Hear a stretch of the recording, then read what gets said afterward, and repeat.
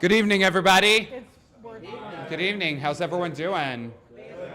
We got just enough of a taste of the good weather this morning to feel like, to remember why we suffer through the Chicago winter.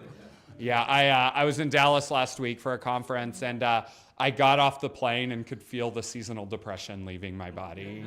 And so we don't all have the tan of a man who's been in Palm Springs for a month. So if Peter's smiling and you're like, how can that guy be happy? That's why. Well, everyone, welcome to Free Recovery Community. If you're wondering why I have a mic in such a small room, I want to welcome the people joining us online, especially those people joining us from the LSSI Treatment Center. We're happy to have you with us at any point during the night, whether it's celebrations or heartbreaks and you want to share, just let your caseworker or your case aide know, and he'll shoot us a message and we'll make sure to celebrate everything with you. So here at Free Recovery Community, we're a community for addicts, loved ones of addicts, and spiritual refugees. We come together every Saturday night to grow spiritually and to have curiosity around spiritual topics. This week, we're in the middle of a 4-week series on learning to walk in the dark. So navigating those challenging seasons, those seasons where we can't see what's in front of us that feel painful or maybe a little bit more complex of feelings. And honestly, that's one of the most spiritual practices we can do, is trusting that the universe still has our back whenever our details don't really feel that way. So we're not, a little bit about the way the night runs down for those of us who are new in the room. We are not a 12-step program, so we're not going to talk steps and sponsorship and all that. We kind of assume that everyone works their own program of recovery, and then we come together to grow spiritually. So here in a second, we're going to, after a few quick announcements of things going on in the community, we're going to do celebrations. Those are our chance just to come together and celebrate the good stuff that's going on in life. So any of you who are in that season where you're navigating a challenging season, it's good to see that good stuff really does happen in recovery. Then we'll have a 10 to 15 minute message. Tonight we have, as I've referred to her as a Methodist nun, Martha tonight, talking to us about, it's called the deaconess, but I imagine Methodist nun, you knew exactly what I was talking about, right? Tonight we're going to be talking about navigating those seasons of grief. Then we'll take a quick pause for the length of a song to meditate. And then we'll have our guest storyteller. Tonight it is Lennox. So if you've been here even 1 week since about November to January timeframe, you've met Lennox. Lennox is a regular. No, that's not shade. That's a celebration, girl. That is a celebration. Lennox is someone who's here all the time, so it's really good to hear his story because you never know when you're struggling or navigating something who you can connect with on that level. Then we'll get into heartbreaks. Those are those things that are just a bit too heavy to carry out of the room alone. And then we'll transition, close with a quick prayer, and then we'll get on with our night. So so there's one thing. Every week we open by saying together, we don't do shame, because I've talked to several people this week. I think I talked to 3 people in the past 2 hours that told me a story along the lines of, if I wouldn't have been at Free tonight, I would have been using. And so shame is that thing that'll keep us. And then there's another person I talked to who didn't want to come tonight because he had just relapsed and didn't want to face everybody. So we have to let everyone know that one thing we don't do in here is shame. So if you'll say it with me, I'm not big on the 1, 2, 3. So what's the one thing we don't do here? Shame. We don't do shame. So no shame, no shade, if you speak queer lingo. And so a few things that are going on. First of all, follow our socials. I've been talking to a few people about reviving some of our social media content. We've kind of fallen off on the TikTok videos, but hopefully we can get back to some good content to just kind of carry people through the week, just a little nuggets of truth that help in our recovery journey. Next up, I think I switched them up a little bit, the Connect card. So we already had 2 people who were here for the first time. If you're here for the first time, or maybe you just haven't had a chance to link up yet, if you fill out one of those Connect cards, you'll get our weekly email. It just gives a little teaser of the sermon, basically I write a message to everyone as I'm thinking through what I'm going to talk about this week. And so it's a little nugget. My sponsor lives in Minneapolis, and he says he loves getting the emails because they just give him a little dose of spirituality in the middle of the week. And then we'll give you a little thank you for coming from our merch table. So it's a win-win. Next, I think, is bowling. Ed, who is not here tonight, has organized a bowling team for the Chicago Roundup fundraiser. I think the suggested donation on that is $25 that goes to the Chicago Roundup, which is the annual LGBTQ sobriety conference here in town. If you want to see the one thing that Justin's actually beat me at, it's not cards or any sort of athletic ability or board game or anything like that, but he is a better bowler than me. So if you want to see that, come on out to bowling. And finally, if anyone knows Victor, Victor is right over here. Victor is leading with the Phoenix. Victor is leading yoga. So yoga is in this building right here on Thursday nights at 7. It's totally free through the Phoenix. And so you can sign up and do some yoga. Victor has recently gone to an ashram to learn to be an even better yoga instructor. So you're really getting that top-notch primo yoga for nothing. And so you can scan this QR code right here to register, or you can download. Is it called Newform now? Perfect. Newform, come on in. Hey, Ash, can you grab us a few more chairs from the back? Perfect. And with that, we'll open up with some celebration. So as I said, there's plenty of seats over here too. So just kind of fill in over here. We'll open with some celebrations. As I said, celebrations are just those things that are going good in life, and I know they're happening. And so go ahead and just raise your hand and I'll take you the microphone.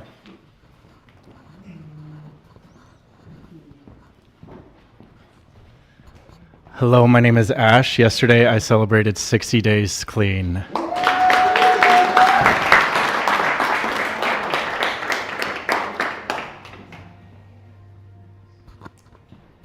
I am at free recovery and not using.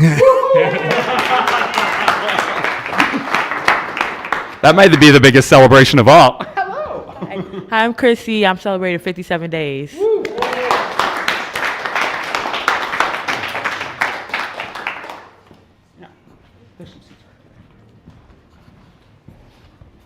Hi, everybody. Oh, can you hear me? Okay. Hi, everybody. I'm Kareem, and I'm moving into my own place after 13 months in the recovery home. So, yes.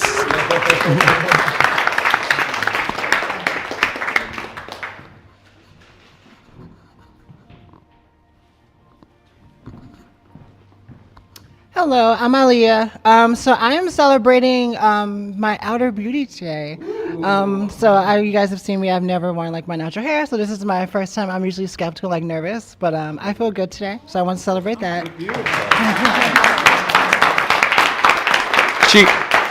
She stole my celebration. Whatever her celebration was going to be, I was going to say, and she's looking good doing it. For those of us who just came in, we are doing celebration, so just those things that are going on well, and so just feel free to share. I can take those. No problem. You know, I almost cut celebrations down to 3 minutes, but I know we got 5 minutes of celebrations in the room.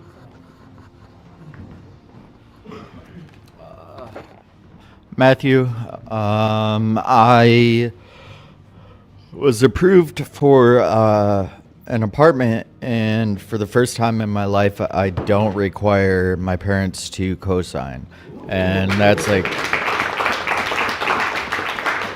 for me, that's a huge accomplishment. I've always put them in horrendous situations, bailing me out, paying my rent. So, yeah. Hell yeah.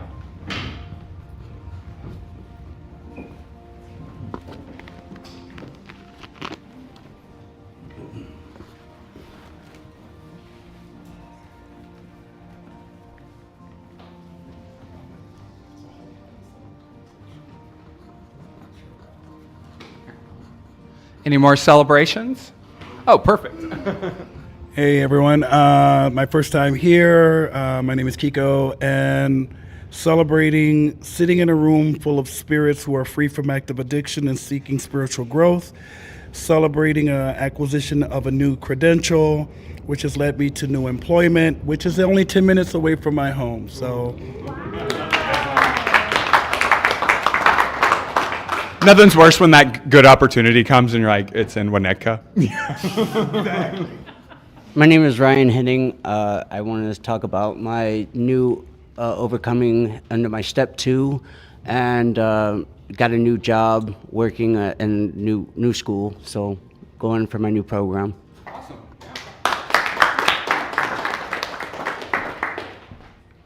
Hi, everyone. My name is Mitch.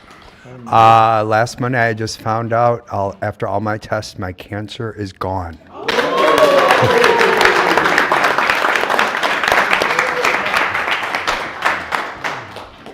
Man, we've got some good celebrations in the room tonight, don't we? Last call? Perfect. We got 2 more. Hi, my name is Andy. I just celebrated a year of sobriety recently, so yeah, very happy. I'm sincere, and I just wanted to say I'm grateful to be sober and clean today. So just one day at a time, that's all.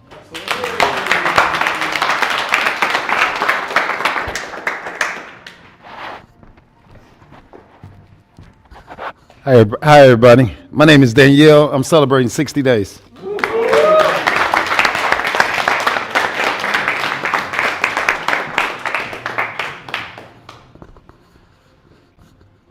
Awesome. Well, as I kind of spoiler alert all the things to introduce Martha whenever I was doing the opening. I'm really excited to have Martha sharing with us tonight. Just the way she recognizes the gravity and grace of those that are going through grief or challenging seasons. When we were talking about this topic, I was like, there's no one else I'd rather ask. So if everyone will welcome up Martha tonight.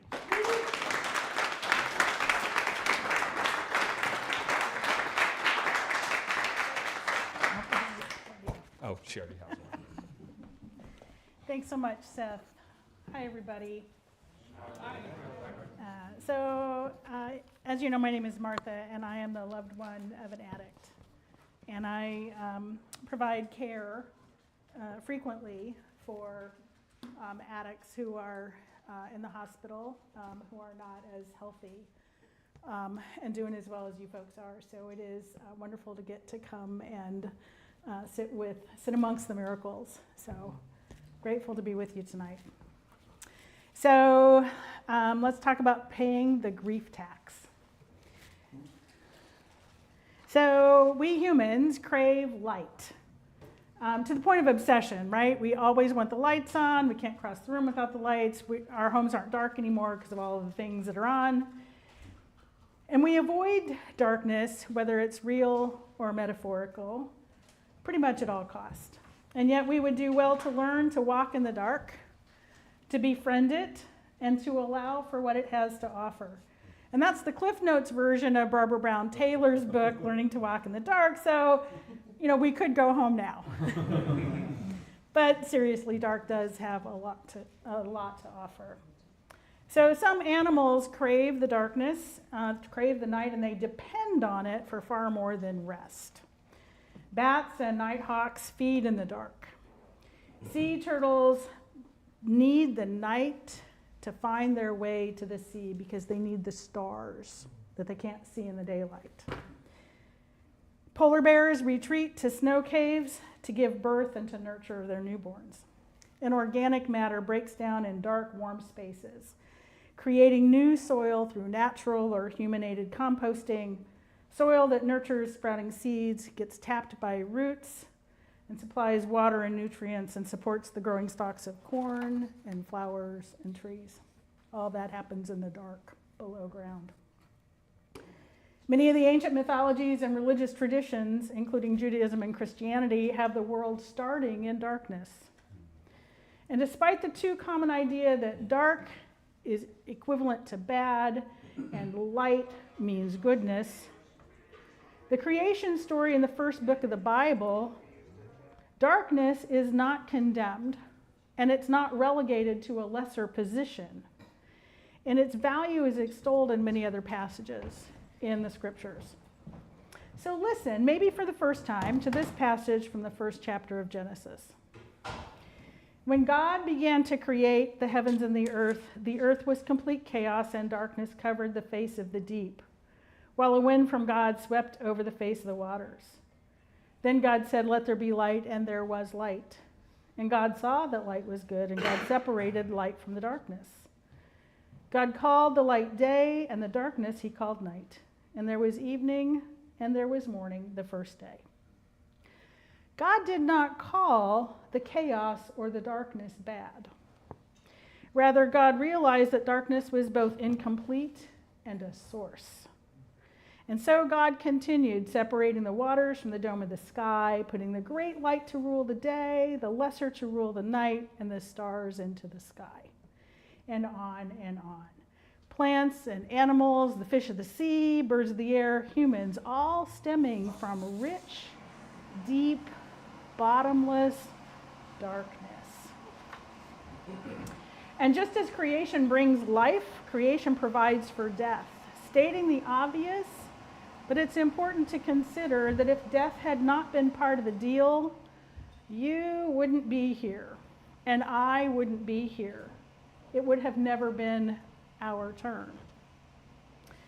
So if we can trust Google, 100 billion people have lived and died and grieved before you or your grandma or your husband or your friend ever showed up on the scene. The simple fact is that plants and animals and human bodies were designed to let go, to die. From the beginning, humans have experienced death, their own and that of those they are attached to. And death is perhaps how humans realize the need to provide mutual support, to bond, to attach, and to love. Ancient Egyptians included death rituals and other markers of death in their hieroglyphics, not to mention building fantastic pyramidal tombs for the pharaohs to ensure their safe passage to the afterlife. In traditions more familiar to most of us, graves are marked. And not realizing it, the obvious, somebody commented that actually sustains relationship across generations and into the future. We go to cemeteries and we can see the generations before us. So that's one of many good reasons to avoid closure as somehow required. We can continue to understand who came before us and that people will follow us. And so death and grief, part of the human experience since time immemorial. And we honor it when we talk about them, those experiences, with our friends and our families and our communities and in our sacred spaces. So before we go on, most of what I bring tonight is framed by what we know and what I've learned about grief associated with the death of people we love. That's my primary personal experience. I recognize and I honor the many losses that precipitate grief. Loss of health, loss of relationship, loss of sense of safety, and loss of many loved ones from AIDS, from the coronavirus pandemic, from rupture of relationship under the stress of mental illness, condemnation or abandonment for living as true self, from addiction, and even from recovery that sometimes causes separation. So this room is filled with people who have taken risks to live into what sobriety has to offer, risks to leave the empty promise of addiction. And tonight I invite you to consider grieving as its own form of healthy risk-taking, one that we can support each other in, one that through recovery you have tools that will be useful to you when it's your turn to pay grief's tax on love. Grief's wounding is actually how we perceive loss and how we figure out what we have to do to adapt to its massive disruption. The obvious place to look at what's injured when we experience a profound loss is our hearts. That's the first place we think it's happening. And that's where so much of the visuals and the poetry and the condolence cards seems to point us to the heart. But it's your brain, though, that's only recently getting the attention it deserves in all this.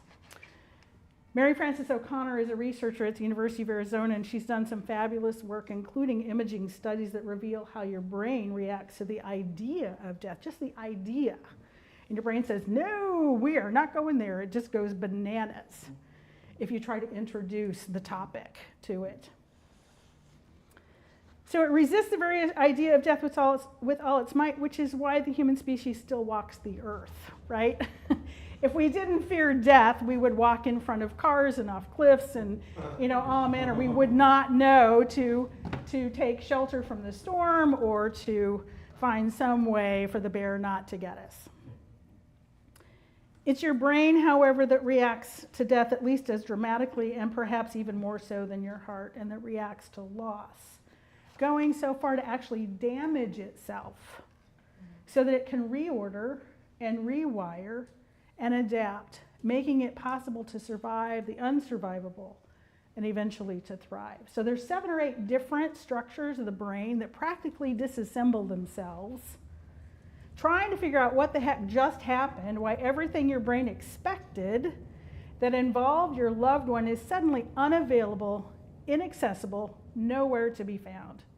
Your brain has to account for everything that changed, starting with the mundane of negotiating who gets the hot water of the first shower and who gets to sleep in, which lights to leave on when you go out for the evening, how to figure out how to afford to live on a single income, or what it's like to set one less plate at the dinner table.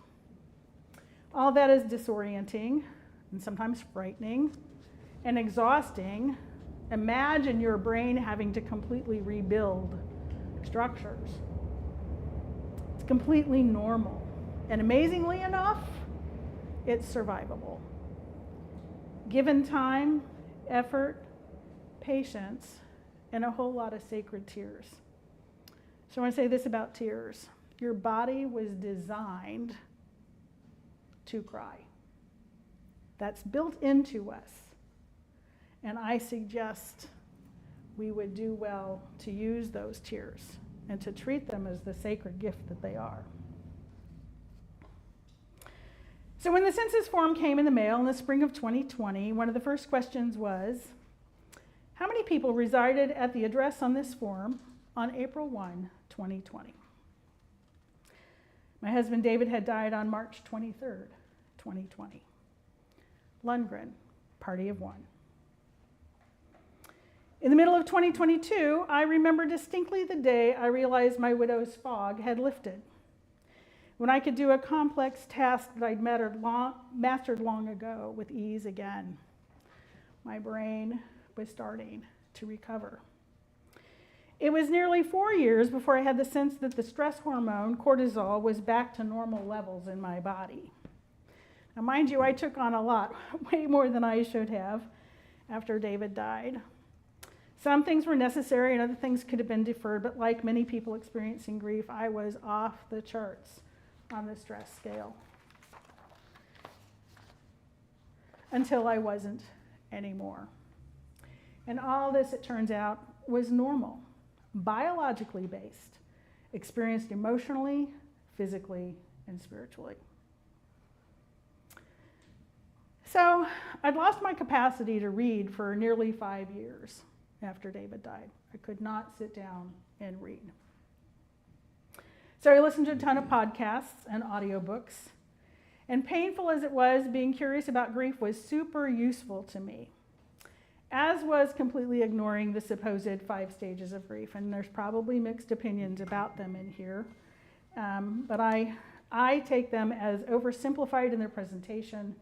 They're emotional states that come and go, not stages, and they're incomplete. They're unfortunate shorthand for something that's far richer.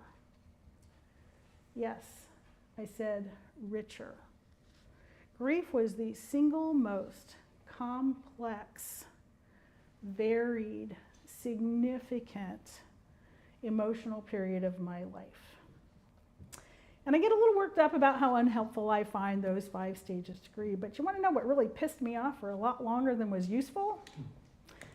Over and over, I saw reference to the idea that I was going to learn something, that somehow I should experience post-traumatic growth. And that idea just made me mad. I was like, I just want to get back to normal, to whatever my new normal is going to be. I will get along just fine, but do not tell me I'm supposed to grow. I just found that like offensive. But here's the thing.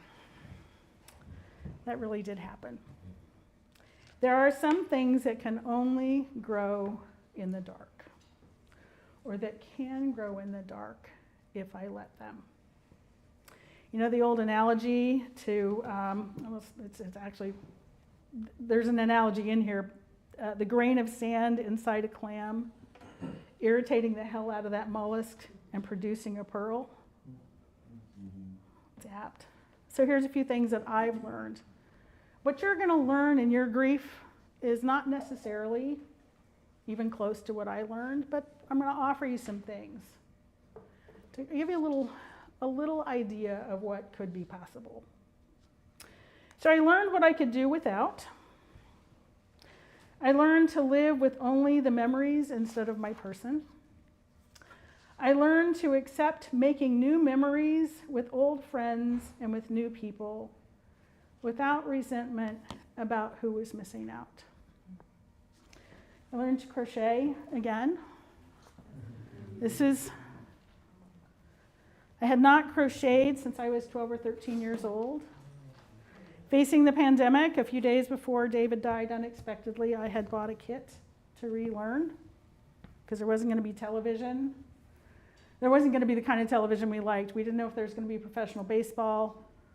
We didn't know whether there was going to be college basketball playoffs, and I knew I had to get my head out of a screen at the end of the day. And so one of the things that I relearned and that soothed me and that comforted me was to have yarn in my hands and rhythm and quiet time. Time to spend in the dark, metaphorically, but that allowed me the time and the space and the comfort to heal. I learned to allow for the unexpected. I never expected to meet all of you at Free Recovery Community. I would not be in Chicago if my husband hadn't died. I learned to appreciate the rest and the resetting and the time and the space and the people who would be unexpectedly showing up with their loving kindness. I learned that my time of grief was sacred, a space and time and even a feeling I didn't want to let go of. I had to work just as hard to come off that mountain as I had to climb it. And I learned to enjoy peace of mind. Just in the last 6 months or so, and I can't remember who it was who said this in front of me or where I heard it, but just in the last 6 months or so, I came across the idea of thinking of David's life not as over, but as complete. Of our marriage not as ended, but complete. Now, mind you, 2 weeks from Monday, it will be 6 years. These things take time, and I urge you to not be afraid of the time it will take and to take the time it takes. To be content in waiting, to listen deeply, to ask better questions. Those are some of the things that I learned. I learned to sit quietly in the mess, my own, or sometimes with others in theirs. These are not necessarily things I would have learned in the full light of day. When you grieve, you've already lost your person. You've lost comfort, joy, security, wisdom. Your identity as a partner, a son, a daughter, a sibling, a friend. You've lost the person who can tell your story. Your brain is working overtime to rewire itself, so please don't be afraid of this. Know that this is normal. It's how we're built. Our bodies, our minds, our hearts, and our souls know how to do this work if we will allow ourselves to do it. So what is it about time heals all wounds? Well, I'd put it another way. Time is needed to heal all wounds. What is it, though, that smooths grief's sharpest points and jagged edges? Time, yes, and grace. Grace in the form of kindness, generosity, mercy, gentleness, inspiration, tenderness, love, even correction. Those all seem like grace to me. And anyone might be the bearer. Any of them might seem to show themselves unexpectedly or unprompted from within or from something left behind. So what if you resist paying the grief tax? Or you're told you shouldn't need to, or that you should have settled that bill by now? Well, I suspect that's why some of us are here. Grieving requires creativity, doing and learning new things. Requires openness, taking risks, taking good risks for all the right reasons. Refusing to pay the tax adds risks you won't want to take. Risking holding on to or recovering your peace of mind. Risking your sobriety. Risking re-expanding how you engage with your neighborhood. Risking not making new friends or not being open to love again. So it's still not only no, but hell no for me, but ask me again in a couple of years. Or set me up with a friend for coffee. You never know.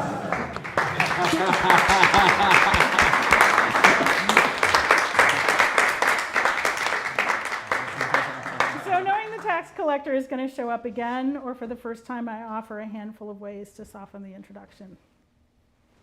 Take stock. Who are the mentors you didn't realize you have? I couldn't touch the word hope for a long time, and yet I had held on to the hope that I would get to a point in my life that I had seen my aunts get to when their husbands had died and they had families to raise. I had held on to that. I just couldn't name it as hope. Know that one experience of grief is informative and the next may be completely different. Ask yourself what inner resources and relationships might serve you well, and what wouldn't serve you well that you need to work on now. I'm assuming you have your sponsor's name on speed dial, their phone number on speed dial.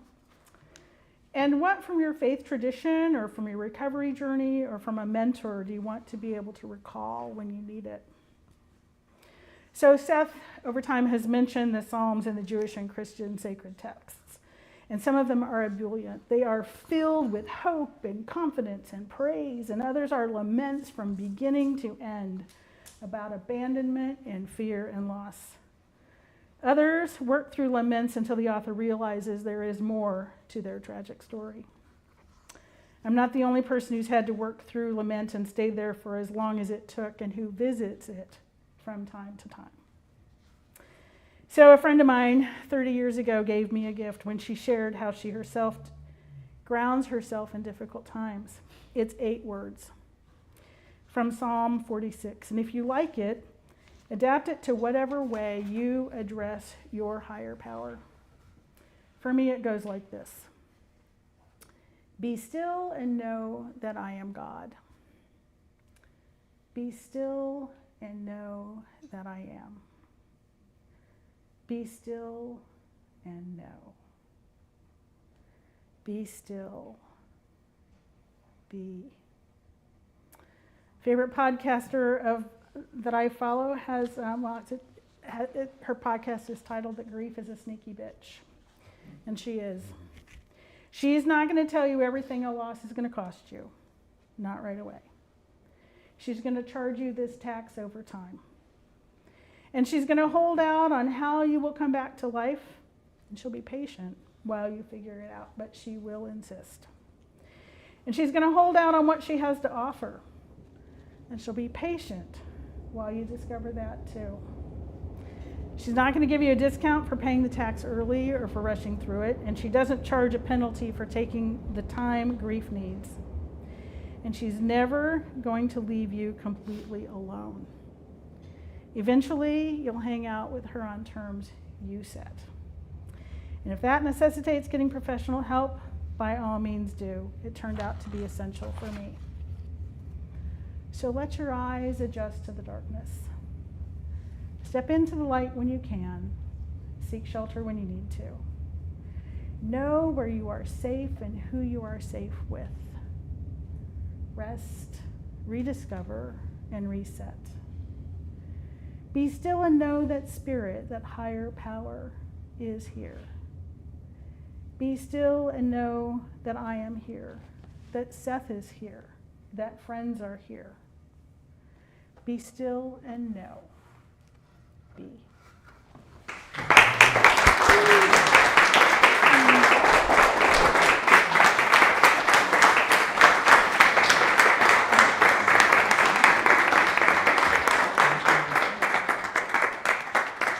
Thank you very much, Martha. And, you know, whenever I first got sober, my sponsor said, you know, and I'm sure many of us have heard this, when you get sober, you need to get a suit because you're going to bury a lot of friends.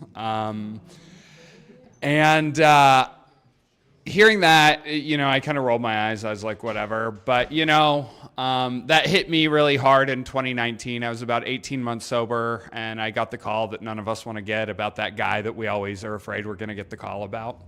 It was my friend Will, and I'm getting chills even talking about him. Like, I loved him so deeply. He was that guy that you smiled when you walked in the room. But my friend Jake called and told me, and he said, you're going to want to pull over. And after we got off the call, the song we're about to listen to came on. And now it's Memories by Maroon 5. And now every time I hear that song, it's usually in the car, and I picture Will to be sitting right there with me. And afterwards, I feel comforted knowing that the spirit of Will is still with me. So as we listen to this song, I just want you to think of those people or those things that we've loved, and that love is still in our heart. And as long as that love's in our heart, they're always going to be with us. So.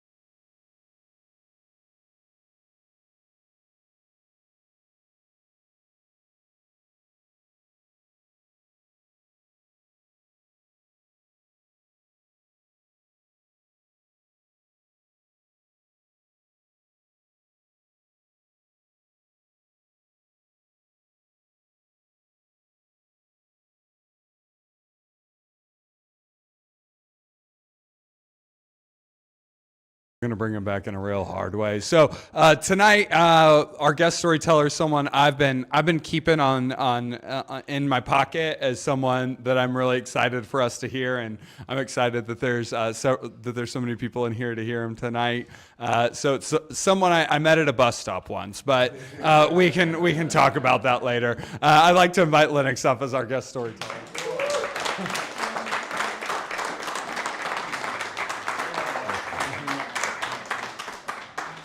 That was the most dramatic telling of that story possible. He just used to leave meetings really quick, and so I saw him at the bus stop after a meeting. But first of all, Lennox, let's just get started. Tell us a little bit about yourself and your recovery journey. Absolutely. Hi, I'm Lennox. My sober day is May 27th, 2026, so I've been sober for 9 months. 25. Thank you. Thank you, Seth. He's going to relax. All right. I hate counting my time. So this is actually, I had to really think back and remember, because I feel like keeping up your sober time it gives me a lot of anxiety, and there's a lot of titles that come with it and power. But so I grew up on the South Side. I was a kid that enjoyed the Power Rangers. So I was a Power Ranger for about 15, 20 years of my life. Yes, how do you know? I was a Pink Ranger, and so that meant I was all. So that meant that I was always cleaning up the neighborhoods, and drinking was bad, and my friends and I were we would all go to the parks and clean it up. It was very very wholesome, I felt, at the time. And it definitely kept me out of the mindset of drugs or anything else. I grew up in a family. My dad's side of the family is from the South, Mississippi, and they were drinkers, but they were never alcoholics because they could handle their liquor. So I grew up around that. And my brother was actually a drug dealer. And he actually sold me drugs at some point. But I'll get to more of that in the story. But yeah, so I was a Power Ranger, went to college, did mild drinking, but it wasn't crazy. Graduated from college, met this amazing guy that turned out to be my first love. And he introduced me to cocaine. And in that moment in my life, I had just graduated college and I wanted to reward myself. I was like, you know what? I did college. I'm good. I studied abroad for 2 years in foreign countries. I'm pretty traveled. I can't be addicted to drugs. So I decided to do a year of drugs. For the record, if you've decided to do a year of drugs, you're probably an addict. Right. The journalist in me wanted to experience, to research how that works and how it happens. The way our brains work is crazy. So I did drugs for that year. My relationship with him, my first love was really cocaine induced, and we got into so much turmoil, so much fights. I lost my family's trust almost immediately. I was able to get jobs here and there, but not consistently. And by trade, I'm a journalist, so I did it for I've done it for 20 years. So I would go on the radio, high or coming down, or writing story. I wrote some of my best Chicago Tribune stories high. No, that's not even kidding. I won some awards for it. But yeah, so things start happening once I discovered drugs. And at some point, my brother gave me drugs to sell to my nerdy friends. And I just basically used the drugs. So there was a lot of things in my life that I didn't realize added up to me becoming an addict until I played back the tape. Once I broke up with my first love, everything changed. And we were talking about grief tonight. Well done, Martha. We were talking about grief tonight, and I was grieving that loss of my first love, and I did not know how to handle it. Did not. I have never experienced such pain, such anguish, such discomfort, I just thought the world was over because we were supposed to get married. And I remember like trying to drive my car into a pole because I was so like over it. Like, oh my God, I'm not gonna find anybody else to love. And I lost it. I really did. I lost who I was in that moment because after that, I just decided to do drugs to numb everything I was feeling. Everything. Like if I got like a reward for like, I got a job, I would use. Or if my mom yelled at me, I would use. Or like if the doorknob was crooked, I would use. Like it was like all these, like everything triggered me because I didn't want to deal with any pain. And the best thing I learned in therapy was that the origin of my use, which I thought was so important for me to understand why I started using drugs in the first place. And it was linked to grief and not being able to handle grief, not being able to feel my emotions, like actually feel them and actually walk through them. Every time I had an emotion that was too difficult for me to handle, I used drugs. That was a game changer for me when I learned that in treatment. I was, now it's my red flag. So when I like feel like there's an emotion happening or something happening or something's going on in my life or a relationship and I get like really overwhelmed and I'm like, oh my God, I can't take it. I now have coping mechanisms that actually help me. And that's thanks to Smart Recovery, which is self-management and recovery training and Dharma recovery. I don't work the steps, and I know a lot of people do, and I'm not knocking it. I realized in treatment, because I went to a treatment that was band-aided to do 12 steps, and I didn't like it at all. I had problems with the word God. My childhood version of my meaning for God changed a lot of things. Am I over? Is there another question? I'm like, okay. I don't want to take too much time. Stop saying good stuff. I'll cut you off. Okay. Love this guy.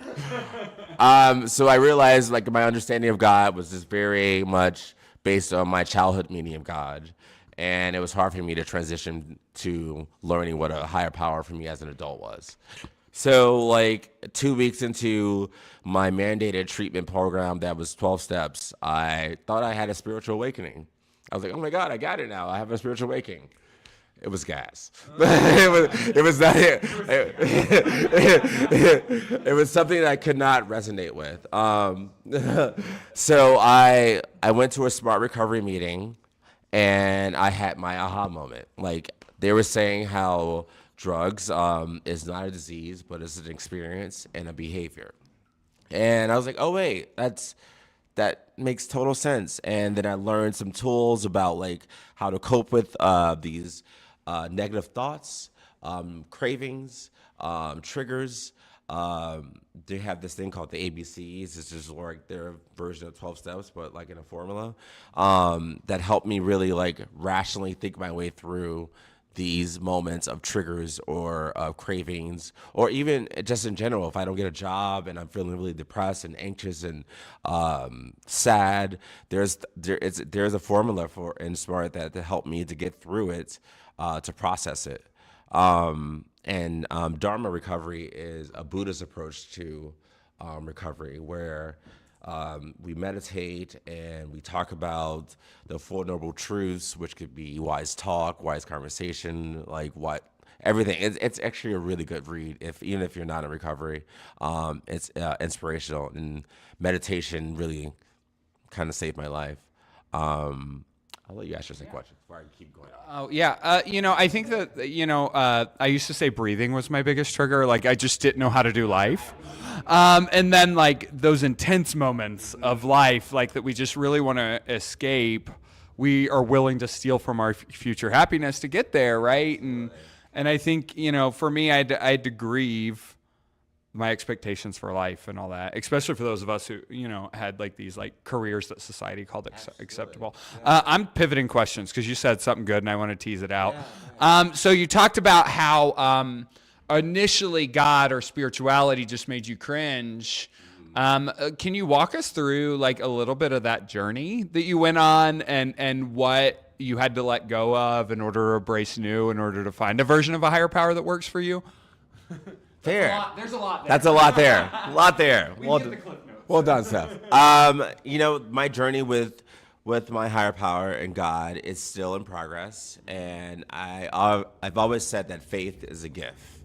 And it's so funny. I used to work at Vatican Radio in Rome for a year. And so I was close to the Holy See, and I met the Pope a few times. But I don't know, God. I've had my own little hiccups with God, and it's something. Spirituality is more for me the universe, people, kindness. I mean, it's in a different version. Yeah, it's in a different version for me.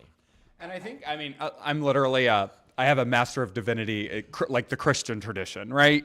And I think that like people even think too narrowly within a faith tradition. No, that's so true. Like, my narrow definition of God is so like tunnel vision. Like it's like and if I had more exposure to a wider version of what God is and what it encompasses, I think that would be more enlightening for me. Yeah. I mean, I like to think a lot of God as like the connective energy between all of us that pulls us together in love, right? And I remember early in my faith journey, one of my favorite Christians, she was like, "Do you still think God's a guy in the sky with a beard?"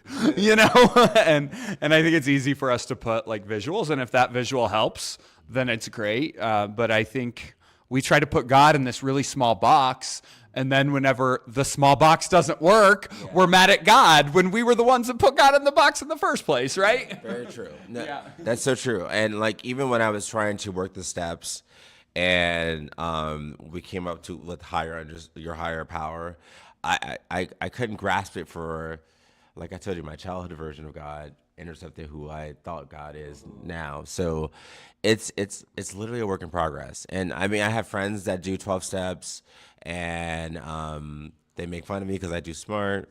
But I think I want to get this across to you before your last question. But I think what someone told me when I first got into treatment, I didn't want to go to treatment at all. Like I mean, I guess no one really wants to go to treatments or hospitals or anything like that. I actually honestly came to treatment because I thought I was going to get a free apartment at the very end of the treatment. There's worse reasons. And throughout my whole entire time I was in treatment, I mean, obviously I hated it at first because I hated structure. And that's layered for a therapy session. But I didn't like people telling me what to do and how to do it. And what recovery has taught me is that to listen to these people that have done it for a while. They may have some insight of how to do it.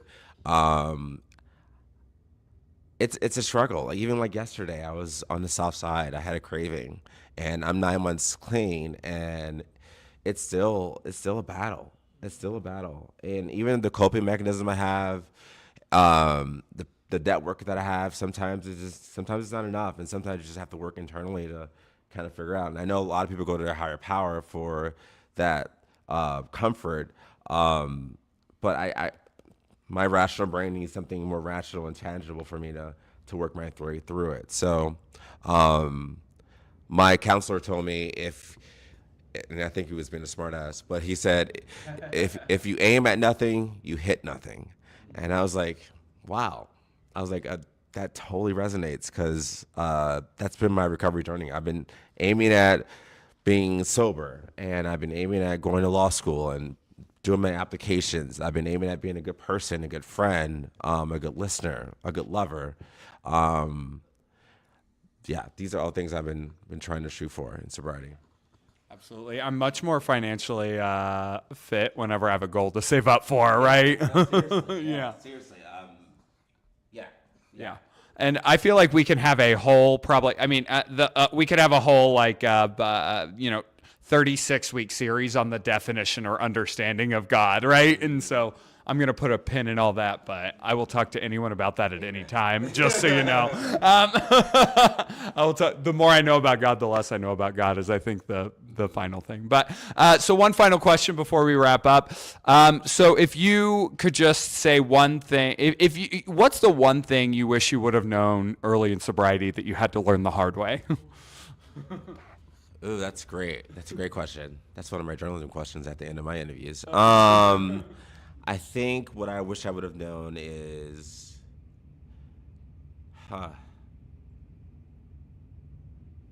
that I think that what I should have known is that when I came into rehab, I had nothing. Like, I mean, I had my family support. My parents are amazing, absolutely amazing. But I had no more friends.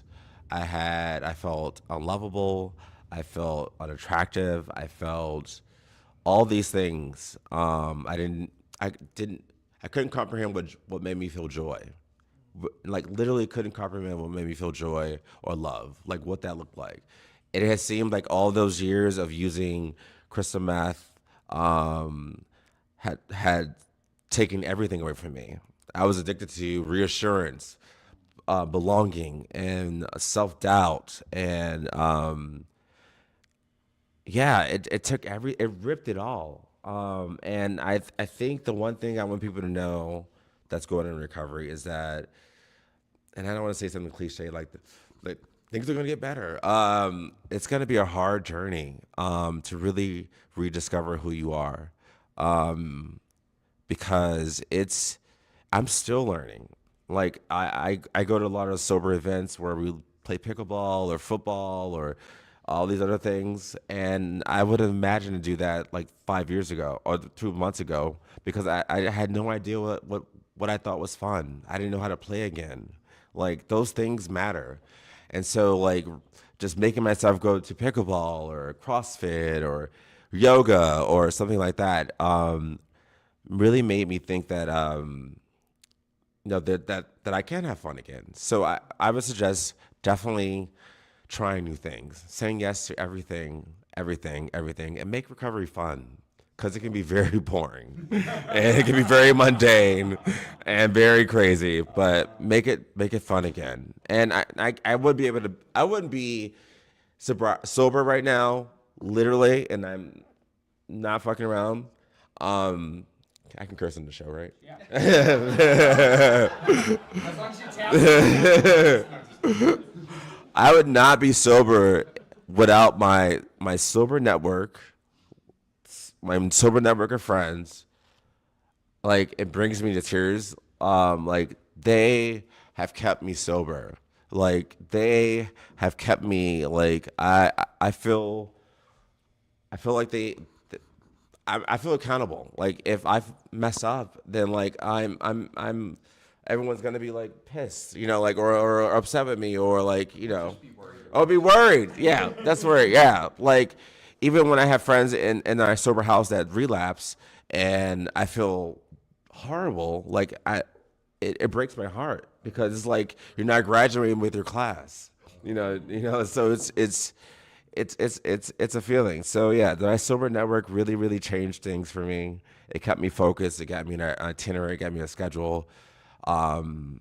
Essentially, it's making me feel lovable, feeling wanted and belonging in a more positive and non-toxic way. So yeah, that would be my advice. Get involved with these sober events that they have out with Phoenix and Good Together, and meet new people, meet sober people that inspire you, and that care about you genuinely. Awesome. Well, thank you very much, Lennox. Let's hear it for Lennox.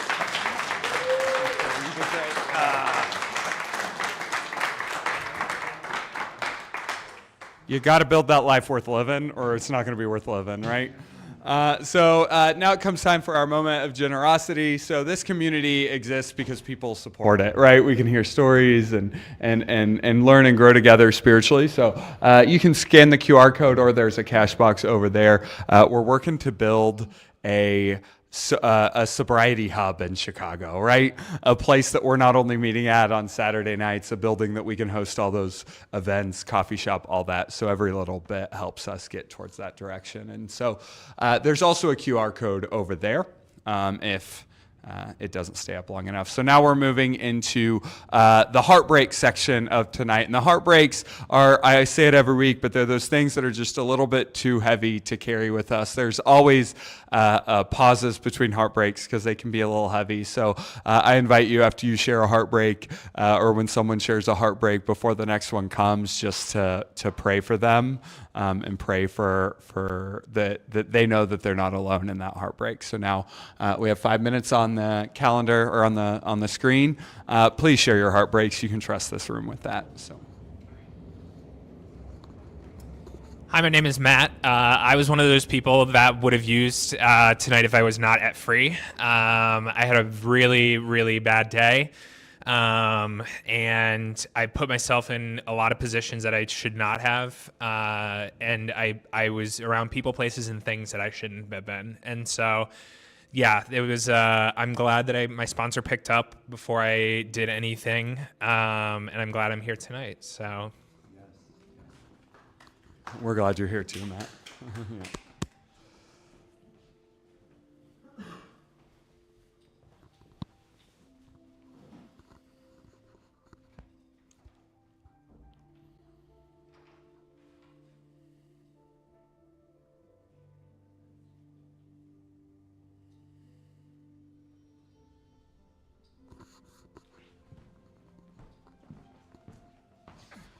I have a heartbreak that some of the people that I care about that are leaving Bonaventure for new lives and new beginnings. It's bittersweet, but yeah, I'm just gonna miss them and their camaraderie and their niceness and their love. So, yeah. I have a heartbreak for my friends that I've made at Bonaventure and in my program of Alcoholics Anonymous that have relapsed and are, texting me, begging me for money for body wash at 2 a.m. And it's just like, it really, really hurts. And what hurts even more is worrying about the people that I love relapsing and having to witness that. And what hurts even more is knowing that I've put my parents and my family and my loved ones through what I'm experiencing now.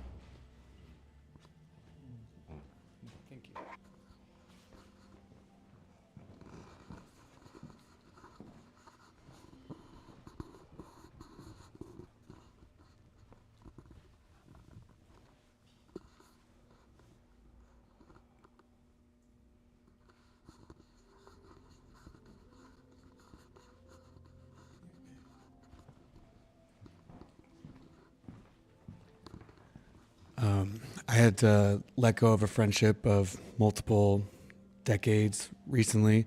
It's been over for a while, but I didn't actually let go until like a week or two ago.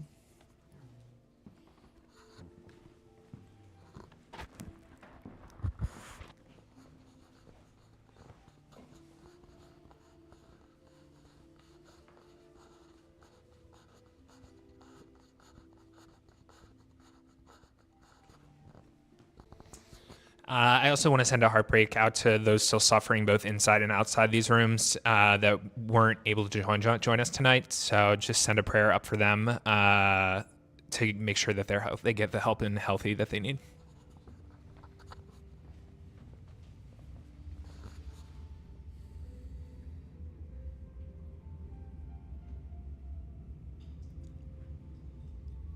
Yeah, I have a good friend that has relapsed a few times in this last week, and they're just holed up in their room in shame, and just thinking about we've all been in that emotional place, and I don't wish that on my worst enemy, let alone one of my closest friends. So I want to make sure that we keep him in our hearts.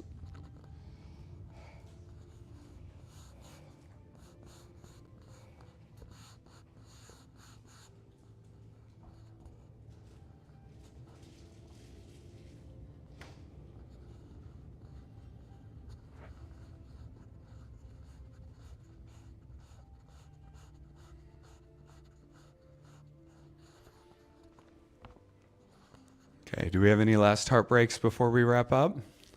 There's a lot of heartbreaks floating around in the world and the political climate and the wars that are going on and the parents of those people that are getting sent away, and we just want to hold all of them because, as Martha mentioned, we really are the blessed people in this room with everything. So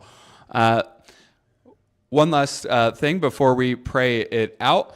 Thank you for everyone for coming tonight. Like I said, we're here every week. Invite your friends. We have plenty of chairs in the storage that we can bring out. We will not run out of room. So make sure next week we'll be wrapping up our series on learning to walk in the dark. And one of the great things about the night is there's always a dawn.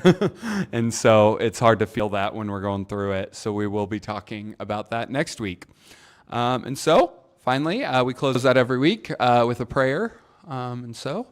If you will, in just 1 second.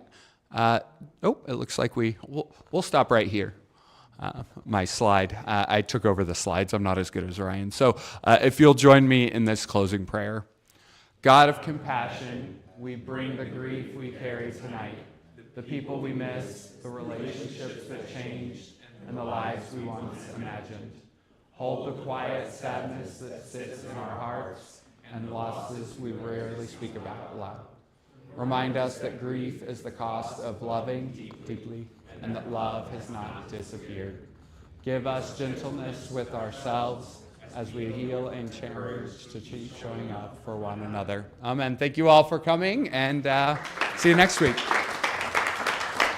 Oh, and one reminder, if you came in a little late, if you fill out a Connect card over here, we'll get you some merch. So, hey, nice to see you, Sincere. How you doing, man? We missed you. What have you been doing? Just living the high life? Yeah, that's why.